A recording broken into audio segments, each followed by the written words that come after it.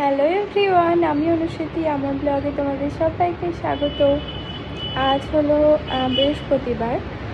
তো আমার শরীরটা অনেকটা ঠিক আছে, জ্বর টর নেই, ঠান্ডাটা হালকা লেগে আছে, কিন্তু বাপির আবার শুরু হয়েছে জ্বর ঠান্ডা লাগা। তো আজকে মা একটু সাম্বার বানাচ্ছে, তো কারি পাতা আনতে গেছে মা নিচে থেকে। এখন দুপুর 1:45 মতো বাজে। আর এই যে দোলা দিদি রাখি পাঠিয়েছে আমার জন্য, শানির জন্য আর পোস্তর জন্য পাঠিয়েছে। প্রত্যেক বছরই পাঠাই। আর মা দুপুরবেলা রান্না হয়ে গেছে, আমি সন্ধ্যাবেলায় একটু পায়েস বানাবো।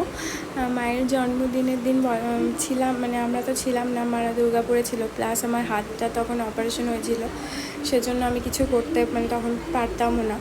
তো পায়েসটা ভাবলাম শ্রাবণ মাস যেহেতু এখনও, তো সেই জন্য একটু পায়েস বানিয়ে দিয়েছিলাম আর একটু ঘুগনি করেছিলাম। আর লুচিটা মা করেছিল, মেখে টেকে দিয়েছিল, আমি শুধু বেলে দিয়েছিলাম।